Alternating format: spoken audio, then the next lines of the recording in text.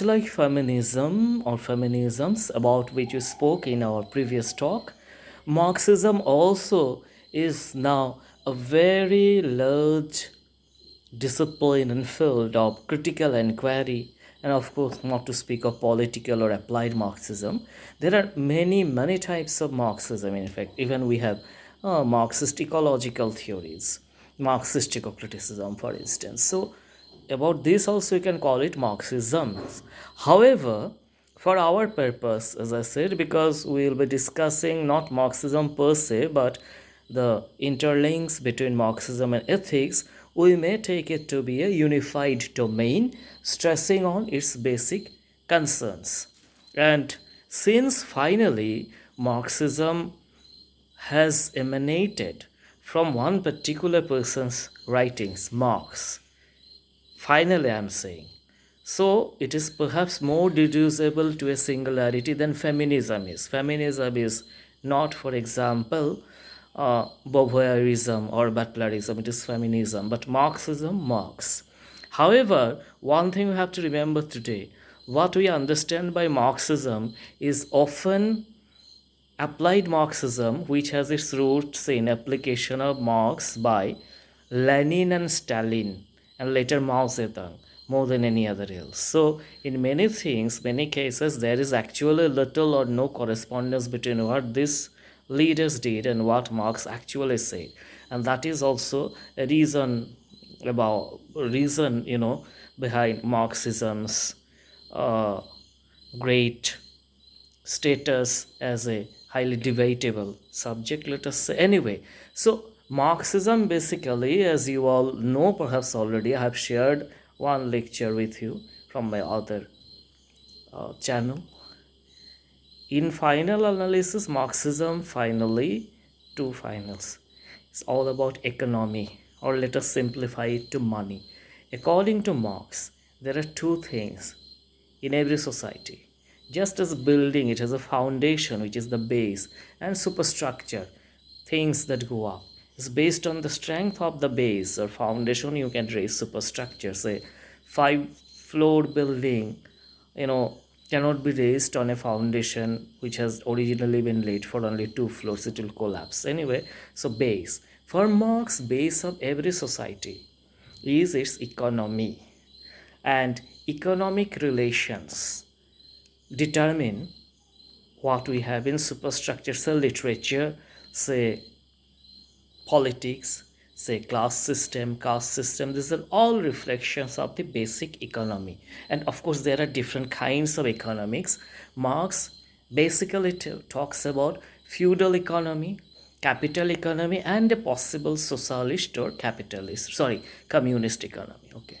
Now, so from one point of view, ethics in Marxism will be seen as part of rather superstructure, not the base. The base is money. However, the kind of monetary systems that Marx saw prevailing during his time, mostly capitalist, and in some part of the world, feudal, continued during his time. It was there. He found even parts of Indian things also as feudal. You know, ethics was determined by the relation of common people to their rulers. So, in feudal societies, allegiance to or following whatever the feudal lord said, not the individual feudal lord, but the feudal values, was seen as ethical. Just as in case of feminism, we said in patriarchal societies, mostly these are male oriented values that are upheld as universal values. So, from another point of view, again, all men are not equal, even if we leave women aside for a moment. So it was the ruling man. So in feudal societies, it was the value of those feudal lords. And in capitalist societies, it is the values that capitalism promote. Say competition, capital accumulation, similar with Marxism. So allegiance to those values or things that keep those values in place are ethical. So even if Marx did not regard ethics as a part of base, but Marxism is one of the most ethical discourses. And here we come to the main point. Why is it so? Because Marx wanted to eliminate once and for all, whether you call him a utopian or, irrational, doesn't matter, but he wanted to eradicate all differences between the rich and the poor, but in fact it is increasing. And unfortunately, possibly, it is the gap is increasing, not so much in the first world as in the other parts of the world. This part of mind, you need to re-examine. And again, as I say, like Buddha and others, whatever I say, you need not take it at face value. You do your own examination. So anyway, so Marx found that the differences between rich and poor, which was caused by capitalism, which is a continuation of the previous feudalism, is highly unacceptable. We are born equal. Just imagine today, if you have to buy a plot of land for you, okay, you want to build a house, your lakhs and crores you have to pay to someone. But if we go years back, nature did not give lands to any of our ancestors, writing their names. Or if you believe in God, God did not. So some intelligent people captured them, and that way things are going. Some have, some do not have. This is the fallacy. This is the, conundrum almost. Nothing which had been given to our ancestors by nature personally had been personalized by ancestors of some of us, not all of us, and the majority lack and the minority have. So this Marx wanted to eradicate. So he spoke about, against private ownership of property. Properties, industry, whatever as we have in more, it should be owned by state. So this is the ideal sign of a communist state. Now communist states have disappeared actually, and many communist or Marxist thinkers themselves do not regard China as a good example of a communist nation.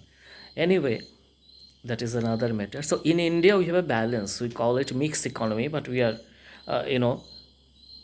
some of the things, core things, are owned by state, that is the nation, and though private ownership is also encouraged. So we try to strike a balance in the beginning. So that is there, but Marx wanted gradually a total elimination of private right to property. So no one can be very rich, no one can be very poor. It will be owned collectively by a given state or society. And finally spoke about withering away of all states, all the world, one place. But these are, as I say, easier said and done. I think not because there is problem in Marxism, but because there are problems in people who applied Marxism. Many of them themselves are not free from the idea of attachment. And then common people, we are wary of parting with our even a very little kind of possession. So what to speak of property ownership, etc.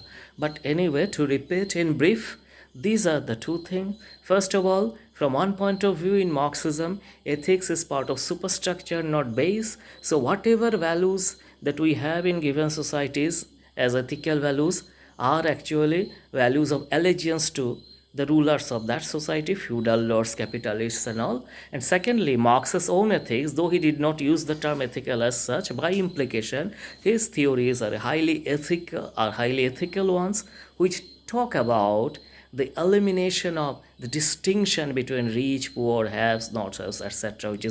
This is a very good contribution of Marx.